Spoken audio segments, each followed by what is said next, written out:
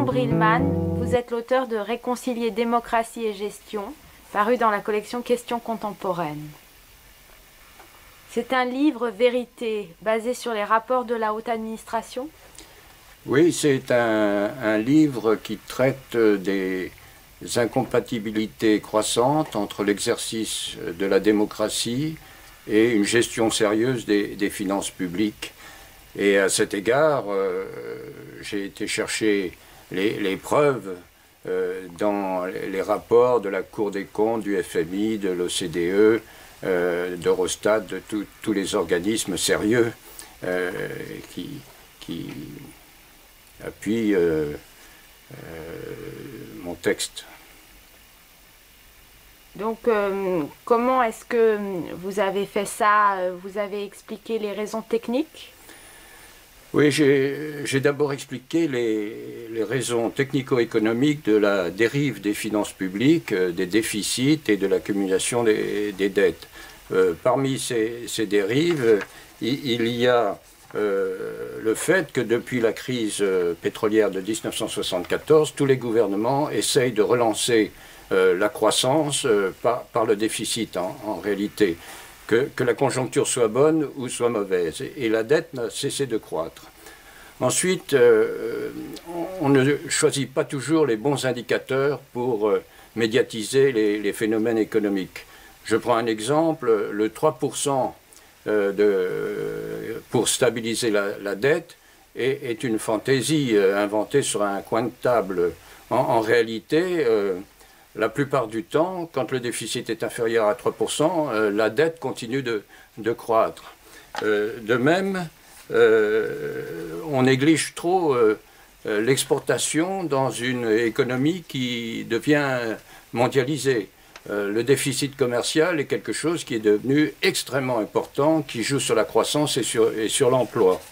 Enfin, par exemple, en France, il y a deux budgets importants, plus une myriade de petits budgets locaux.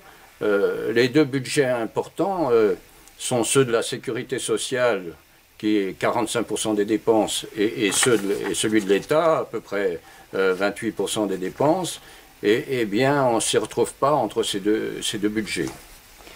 Et la fiscalité, comme le dit la Cour des comptes, est devenue instable et inintelligible, avec trop de taxes et impôts de taux élevés sur des assiettes étroites et pas assez d'impôts sur des larges assiettes avec des taux faibles. Et cette politique fiscale nuit à la croissance et à l'emploi. Vous dites qu'il y a un divorce croissant entre la politique et la gestion. Oui, la politique est basée sur l'émotionnel et le symbolique. Et au fond, elle consiste à faire de plus en plus de promesses avant chaque élection pour plus de dépenses. Et seule la France n'a pas diminué ses dépenses publiques par rapport au PIB qui atteignent 56%, contre une moyenne de 48% dans l'OCDE. Ensuite, il y a un grand écart entre ce que racontent les politiques et la réalité.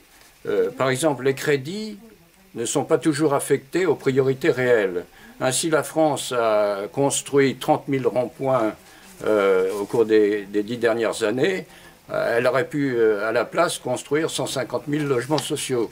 De même, les effectifs de la police n'ont guère augmenté, s'ils n'ont pas diminué, et tandis que les effectifs de fonctionnaires de la culture et de l'animation ont fait un bond en avant considérable, en particulier dans les collectivités locales.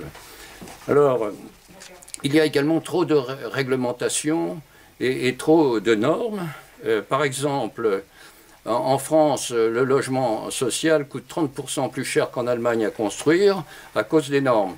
Ce qui fait qu'au cours des 10 dernières années, les dépenses d'aide au logement ont augmenté de 66%, mais les personnes hébergées n'ont augmenté que de 10%.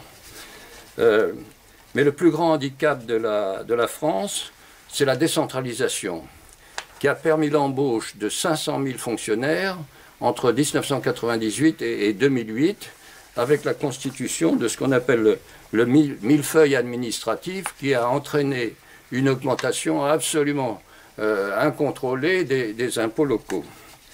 Et en réalité, le grand problème, c'est que seule une minorité de parlementaires s'intéresse vraiment à la gestion des finances publiques.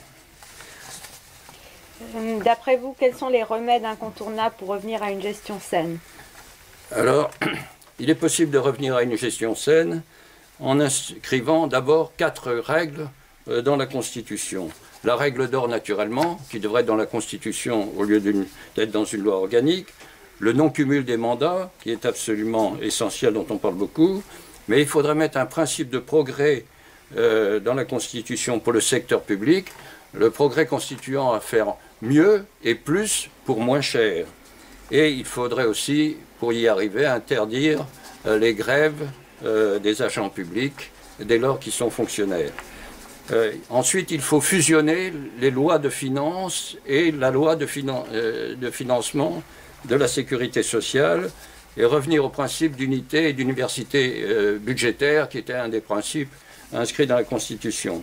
Il faut rétablir progressivement la retraite à 65 ans et enfin surtout réduire le millefeuille administratif, moins de régions, fusion des régions et des départements et une fiscalité des collectivités territoriales qui soit mieux encadrée pour éviter la gabegie.